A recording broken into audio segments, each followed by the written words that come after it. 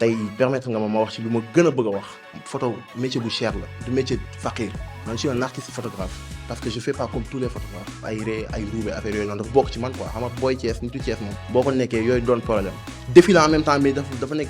ma réussir bi ma amee contrat ak benn marque américaine boo xamante ni da doon liggéey ak LeBron James quoi le problème n'est que à cette époque je parlais pas trop bien anglais ma kontaan ma fier ma gën a dëggal gën a samp photographie bi def nañ ko mooy fàtte sa matériel di nga yóbbu yëpp fàtte batterie boo demee ba tu te dis que tu es un photographe professionnel tu te dois d'attendre les imprévus loolu mënul ñàkk ci métier créatif man je pense pas que photographe yaa ngi ko utiliser wala pour éditer seen photo yi dama overdose ci booy boobu noonu dama overdose ci gayan boobu su ma ko mënoon photo damay jël de non bu ma photo doon photo li ma bëgg a photo du ma ko wax fii jungi doon na borom xel loolu bëggoon naa koo photo photographe yëpp samay gayan lañ pop c'est que damay bañ a juum nag mais booy pièces yi ngeen ma de photo yi muy def c'est exceptionnel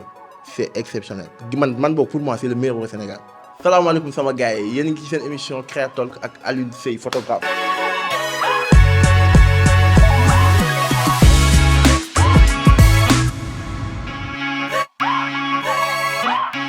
Alioune Seye c'est un produit thiessois donc je suis né à Thiès je suis grandi à Thiès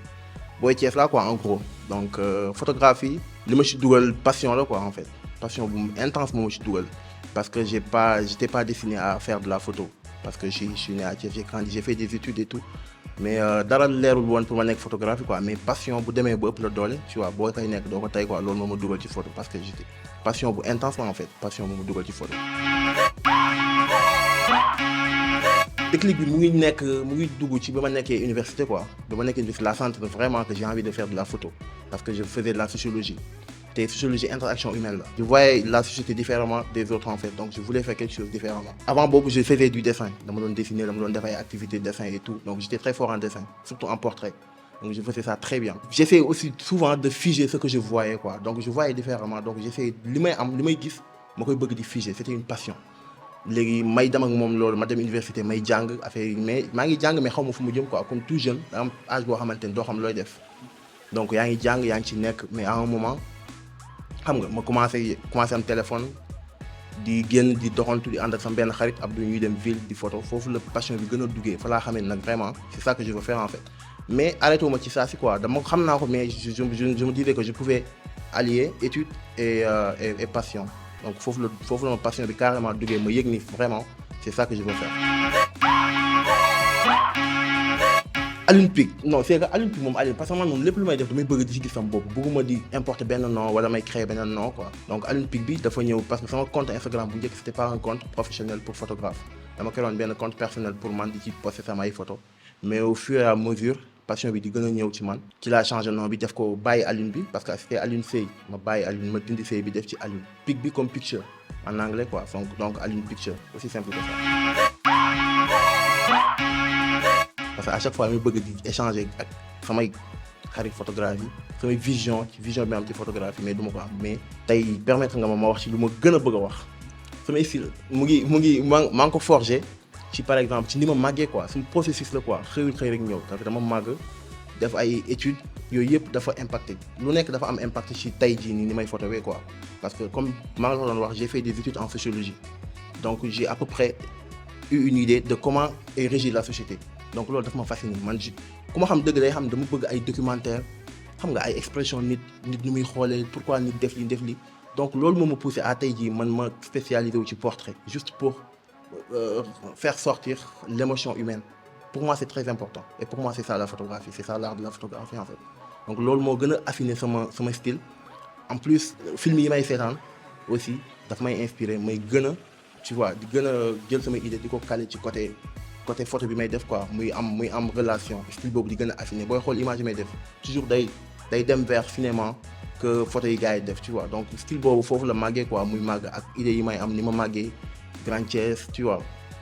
quartier populaire yooyu donc tous ces éléments là ñoo fusionné tey jii jur li feeñ ci samay image quoi. Je fais du portrait en fait avant j'avais commencé à faire de la photographie de rue mais après nag ci la dama tendre vers portrait parce que expression humaine moo ma gën a fasciné en fait. damay bëgg di wane expression humaine à travers image yi may def quoi donc portrait moom portrait laa ko mën a wax quoi donc d'habitude sax damay wax gars yi bu ñu may wax photographe la damay xaw a bañ loolu man je suis un artiste photographe parce que je fais pas comme tous les photographes tu vois donc loolu portrait la quoi en gros donc amul benn terme exceptionnel boobu mën a wax loolu. man moom sama source d'inspiration première mooy musique ak film. Donc j'écoute beaucoup de musique ak damay seetaan aussi film yu bëri donc à travers parfois damay déglu musique li ñu ciy wax mu nekk mu matérialiser wu sama bopp mu bëgg ko def image ak aussi film yi may seetaan yu bëri donc loolu daf may inspiré bokk na ci source d'inspiration ak géej ndox quoi j'aime beaucoup l'eau te mënuma fay c'est ça le problème te ni bi may commencé dugg ci photographe bokk na ci ñi ma gën a inspiré ku ci mel ni Ernest Haas benn c'est un américain je pense Ernest Haas Erwin Elliott ça c'est des photographes classiques tu vois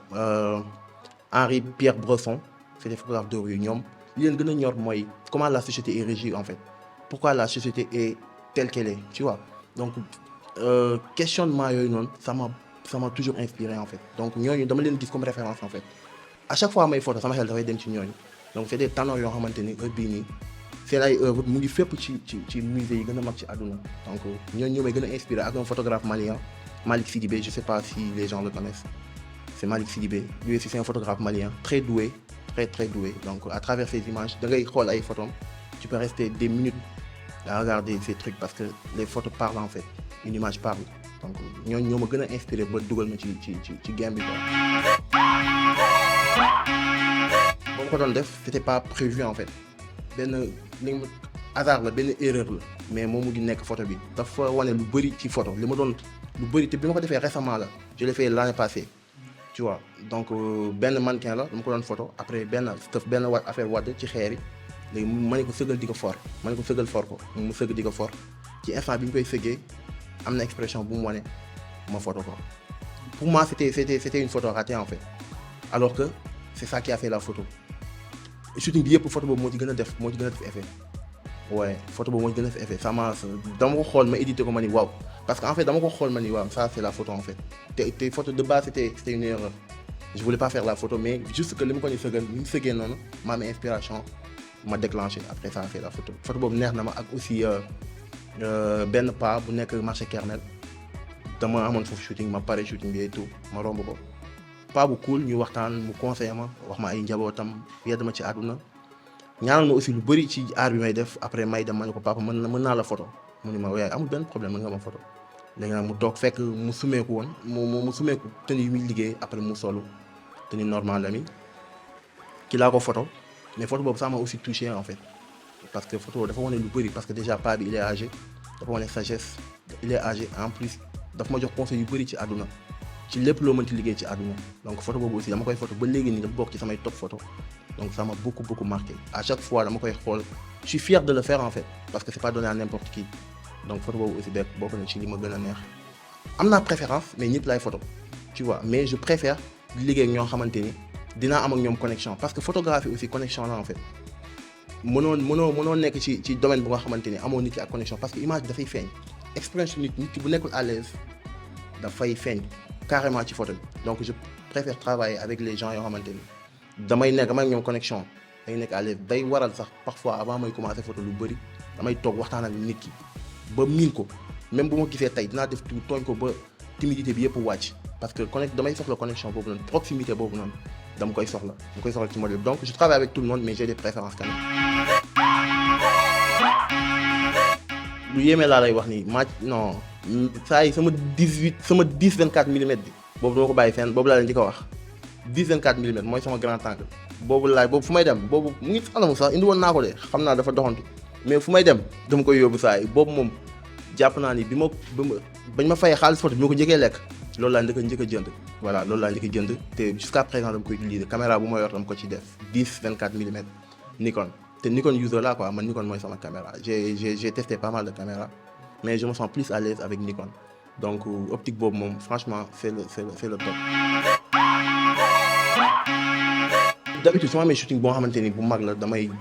su ma yeewoo damay déglu musique xam nga inspiré wu xool ay inspiration ay de par-ci par-là xool samay anciennes photos aussi ni ma ko defee et tout contacter modèle bi trouver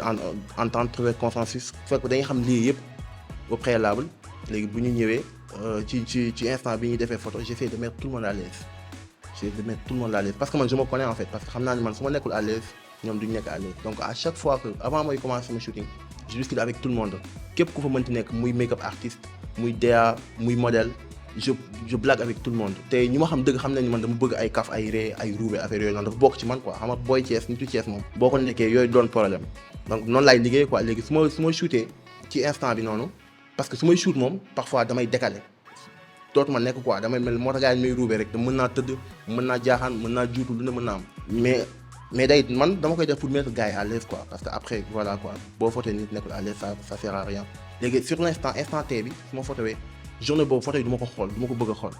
parce que su ma xoolee mën na changer idée bi ma amoon de base parce que avant may ñëw damay am ay idée préméditée ci photo bi ni ma ko bëggee ak yooyu noonu donc du ma ko bëgg a xool du nag du dama ko xool définitivement quoi mais du ma koy bëgg a xool parfois situation mën na am da nga koy xool te doo ci mën dara mais li may gënal mooy du ma xool photo yi damay bàyyi 24 heures après ci laay ñëw nag su ma ñëwaat day nekkaat lu bees ci man tu vois ci laay gën a mën a amaat inspiration pour éditer noonu laay liggéey lu ci bëri boo demee ba tu te dis que tu es un photographe professionnel tu te dois d'attendre les imprévus loolu mënul ñàkk ci métier créatif yi imprévu ak photographie ñoo ànd mais il faut savoir les gérer avec intelligence tu vois parfois mën nga def sa repérage la veille nga ñëw fekk ñu gaare fa oto tu vois comment tu fais da ngay encaisser ba pare doo mën a annuler shooting bi tu te dois de le faire donc tu te dois d'improviser donc dafa bokk ci métier créatif improvisation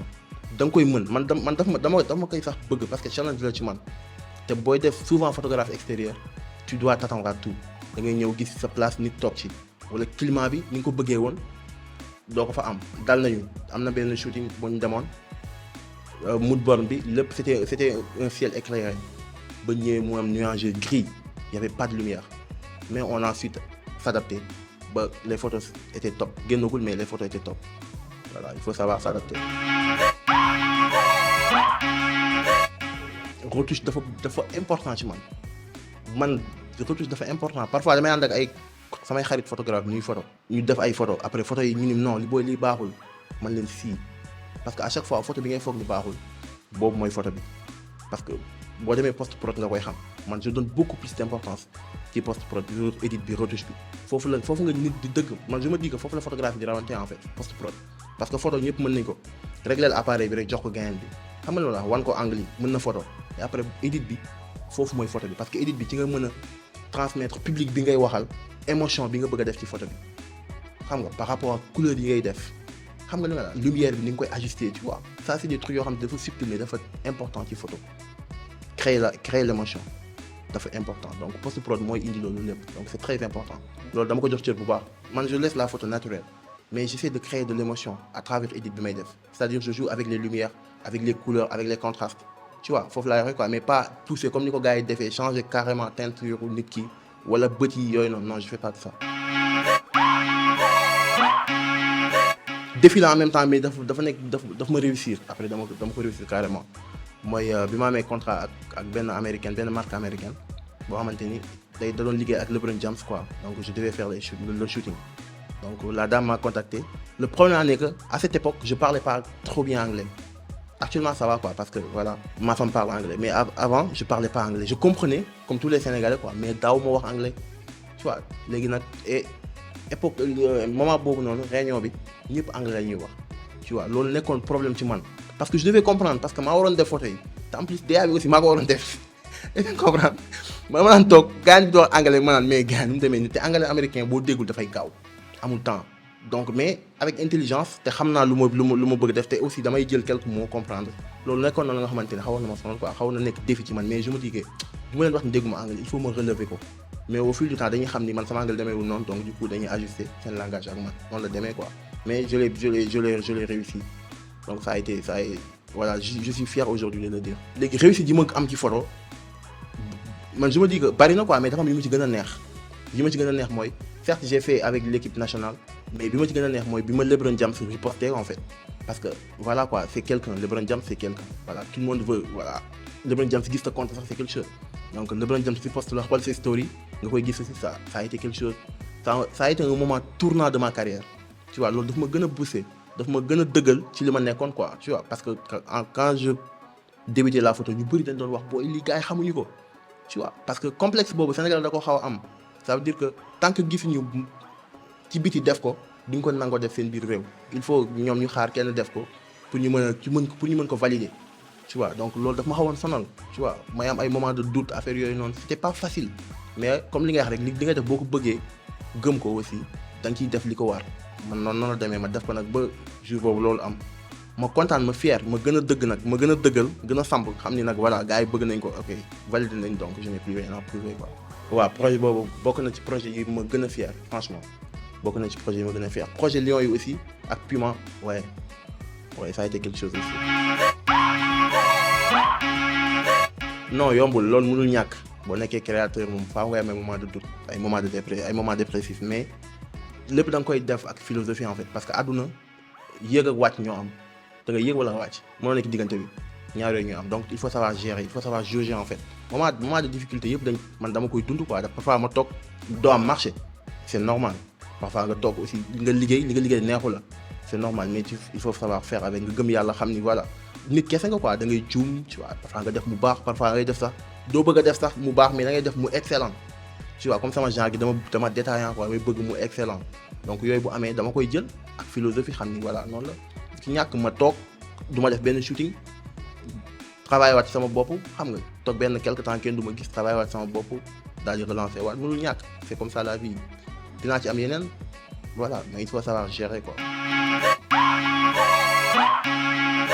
surtout IA bi tiital na ñu bëri mais dama ni warul nekk facteur bu nga xamante ni daf ñu war a déstabiliser en fait parce que développement la àdduna moo demee noonu tey IA bi sax mën na gën a arranger photographie aujourd'hui gis nañ ni IA yoo xamante ni day générer ay images warul nekk handicap wala faiblesse ci photographie au contraire da ko war a encourager pour ñun ñu gën a créatif tu vois warul nekk blocage waruñu ragal concurrence waruñu ragal nouveauté parce que nouveauté ak àdduna ñoo ànd il faut gars yi di Sénégalais di ñeme changement c'est normal d'ici 5 ans la photo va évoluer d'ici 5 ans photo yi ñuy def nii ça va voilà dafay changer il y aura d'autres générations donc il faut s'attendre à tout donc il y a lu am solo la parce que man parfois dama am idée su ma ko bëggee générer gis ni mu mel dama koy dugal ci IA mu générer ma ko ma am à peu près benn 25% li ma bëgg a def dama koy gis donc c'est un côté positif donc loolu aw ma lu ma ci tiit quoi c'est un côté man je vois ça comme quelque chose de très positif ragalu ma ko en fait non du tout non franchement du tout j'utilise pas non franchement du tout parce que wóolu ma ko côté boobu en fait su ma ko defee man je me dis que je triche parce que mënu ma def loolu lépp avant IA ñëw ma koy jox sama liggéey moom ma koy gérer tu vois wóolu ma ko côté boobu en fait te aussi te gars yi léegi ils sont pas des bêtes boo leen joxee photo boo nga xamante ni IA moo ko def da ngay xam mais je me dis man su ma ko utiliser je me sens comme si damay foog ne damay tricher tu vois xam nga fi may waxee ça veut pas dire que parce que intention yi bokkul man intention man mën naa ko utiliser je me dis que man naa ngi tricher man noonu laa ko gisee keneen aussi bu ko utiliser pour yeneen fin c'est son problème mais man je pense pas que photographe yaa ngi ko utiliser wala IA pour éditer seen photo yi juste pour enlever des trucs man damay def photo pour créer émotion pas pour voilà def lu nga xamante ni moom la gars yi bëgg parfois damay def photo moo nga xamante ni damay leen gars yi bëgguñu ko mais dama koy poster parce que neex na ma te am na bu dee 2 personnes yoo nga xamante ni ñu ngi may follow xam naa ni 2 personnes yooyu dinañ ko bëgg c'est tout donc je fais pas le truc pour la masse quoi tu vois ce que je veux dire réseaux sociaux c'est très important parce que léegi mënoo dem sans réseaux sociaux ci secteur d'activité yëpp ci entrepreneuriat ci photographie même gouvernement mënoo dem sans réseaux sociaux dafa bokk ci à part entière ci suñu évolution donc gën na ma booster parce que tey Instagram mën naa ni ku ma xam Instagram nga ma xamee malgré que j'utilise beaucoup de links mais ku ma xam ci réseaux sociaux yi nga ma xamee donc Instagram bokk na ki lu gën a booster à travers partage yi gars yi di def like yi comment yi tu vois story yi donc daf may gën a may visibilité donc c'est très important les réseaux sociaux. La photo parfaite c'est la chance en fait chance mu ngi ci mën nga planifier lépp mën nga mën photo mais chance dafa bokk ci photo chance boo xoolee photographe yi gën a mag seen photo yi gën a percé c'est des photos yoo xamante ni au hasard lañ ko jël soit dafa tombé ak lumière bi xaw a demee seen côté tu vois wala mu nekk moment bu nga xamante ni ñi muy jël photo pare wuñu woon mu nekk photo bu parfaite donc loolu chance la photo bu parfaite mën nga ko def mais chance moo ci ëpp solo donc photo bu parfaite pour moi c'est la chance mais aussi chance dafa am lu koy provoquer c'est-à-dire c'est la pratique avant la pratique la connaissance tu vois donc yooyu yëpp dafay provoquer chance mais pour moi chance mooy créer photo parfaite tu vois parce que nit da ngay gis nit bu def mood board 10 pages dem sur le terrain day nekk voilà ñaari terrain li nga gis ak li nga xam li nga jàng avant ngay ñëw day nekk totalement différent pour boy yi mooy na boy yi dëggu ko nañu nekk boy yu réel boy photographie quoi ñi ñëw ak ñi fi nekk il faut ñu réel ku nekk follow ce style parce que je vois beaucoup de talent Sénégal bari na talent on a trop de talent damay xool je suis ici je vois il y a beaucoup de talent mais du feeñ parce que les gens ils essaient de copier ay nit yu nga xamante ni am nañ seen style ba pare comme le cas football quoi xam nga football mënoo ñëw bëgg a nekk Messi am na ba pare malgré que mën na football mënoo ko toppandoo ba dàq ko football da ngay jàdd sax am na nooy jàddee ñun la boy tu joues comme Messi tu vois loolu moo bëri ci suñu temps bi quoi en fait gars yi ils n'essaient pas d'affirmer leur style am ñoo xam am nañu style mais dañ ko yàq parce que dañoo essayer copier yeneen photographe yoo xamante ni certes nit mën nga am modèle mën nga am inspirateur ku lay inspiré tu vois mais bul yàq sa style parce que ku nekk da nga war a am sa style bopp on peut être 10 000 photographes ñu am 10 000 styles différents tu vois donc loolu laa wax booy quoi ñu réel quoi li ñuy def nañ ci dëggu ñu gëm ko te samp xam ne fii voilà bu kenn ragal ku ngay toppandoo am na boppam ba pare yow géemal sa géem quoi. photographe yëpp samay gaañ lañ loolu wax naa ko ku ci déggul sa bopp aussi bul siisu parce que fekk nañ dara quoi xamante nañu mais am ñoo xam seen liggéey ñoo may gën a touché ku ci mel ni Natal 2.0 xam naa gars yu bëri xamuñu ko Natal 2.0 photo yi muy def c'est exceptionnel c'est exceptionnel man boog pour moi c'est le meilleur au Sénégal c'est le meilleur au Sénégal c'est le top 1 c'est mon top 1 man 1 laay commencé dem suuf top 2 Talla Niang en fait lu tax ma jël Talla en dehors de ce qu'il fait dafa nit la en fait côté humanité il est au-dessus des photographes que je connais nit la quoi nit la en fait dafa nite te en plus li muy def mën na ko en fait te il s'adapte style photo boo ko yóbbu mën na ci bokk donc bokk na sama top 2 top 3 Ahmada sama doomu yaay moom mën na photo parce que en fait moom aussi lu bëri ci moom laa ko jàngee donc tey dama day bokk ci top bi mën na trop ñu bëri nag duñ koy gis ci scène bi mais il est très bon il est trop bon bari na style mën na adapté wu aussi ci lépp top 4 mais forcément da ngay wax Laye Pro donc c'est un gars boo xamante ni man tey jii ba may doog am Instagram bu ma duggee photo am laay wax ci gis tu vois commencé na photo bokk na ci ñun tête ci photo quoi tu vois donc moom mënoo wax ci photographie Sénégal doo ko tudd donc day bokk par force ñu def ñaata une dernière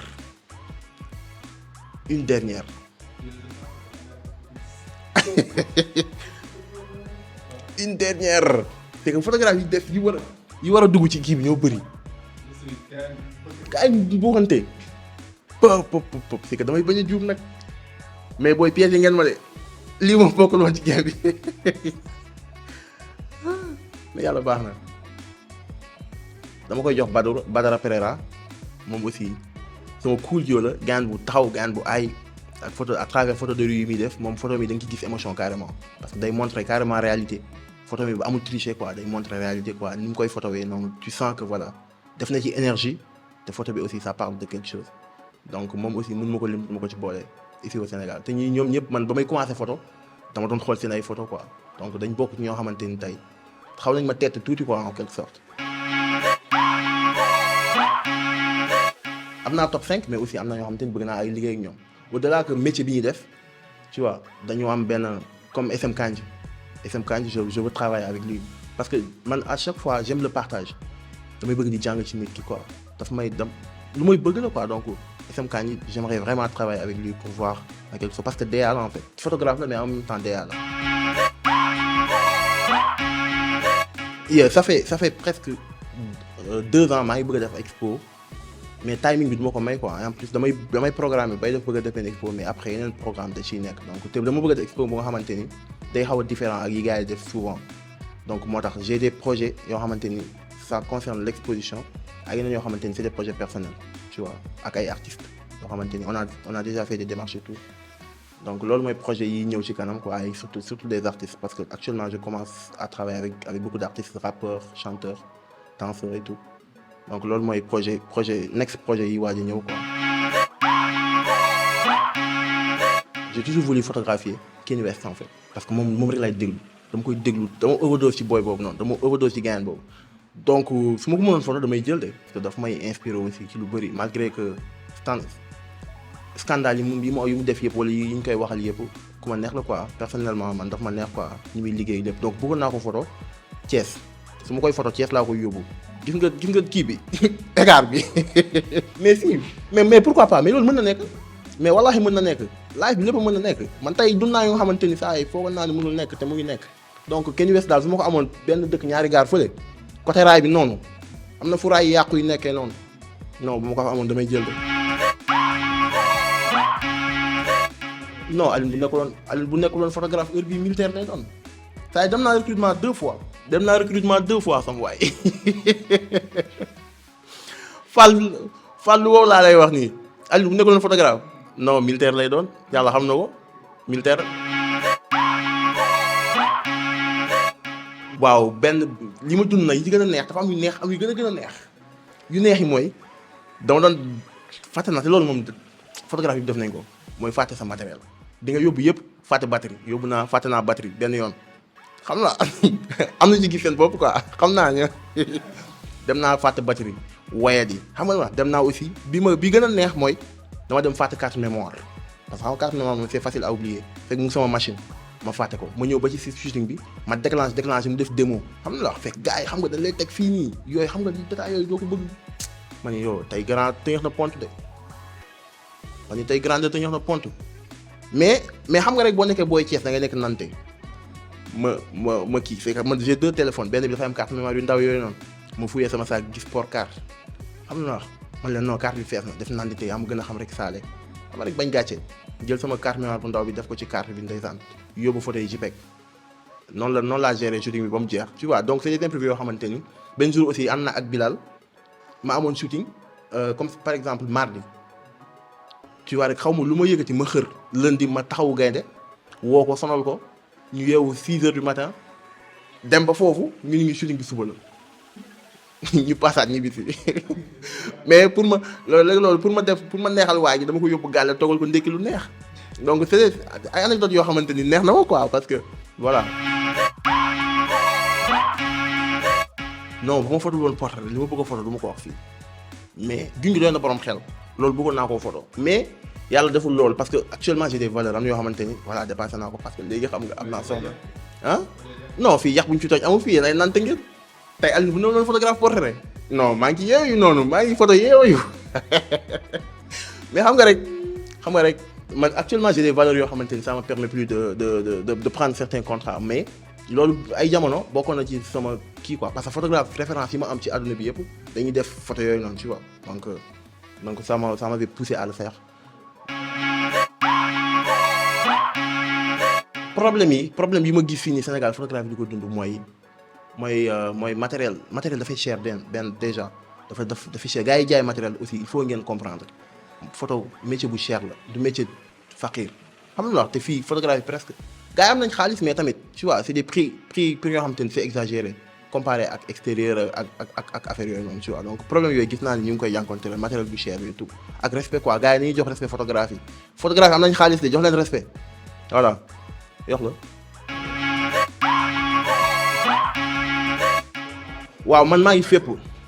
fépp bu ngeen tapé sama tour Alioune Pic Instagram di ngeen koy gis li kii di wax Willy daf may wax ni nga koy waxee l'homme au fond jaune je sais pas noonu la may wooye quoi parce que photo bi sama background dafa jaune quoi donc photo boobu moom foo gis da ngay xàmmee voilà comme nii rek tu vois man jaune moo ma bëgg xam nu mu demee noonu mais noonu la demee. Irma As mu ni une image c'est l'expression d'une impression si le beau n'était pas en nous comment pourrions-nous le reconnaître citation boobu daf may inspirer à chaque fois photographie soyez réel da leen photo li ngeen doon noonu la demee te bàyyi kii tey dama leen jox benn tips moo xamante ni dama koy utiliser souvent ci samay photo ñu bëri duñ ci bàyyi xel yenn ñi dañ ci bàyyi xel mais dama lañ koy jox tey pour bu ngeen bëggee seen photo yi di am blur benn dañ koy wax blur mooy genre brouillard boobu noonu tamit xaw a xam nga du contraste xaw a neutre noonu ci ginnaaw surtout ci haute lumière yi da leen jouer ci contraste bi ak texture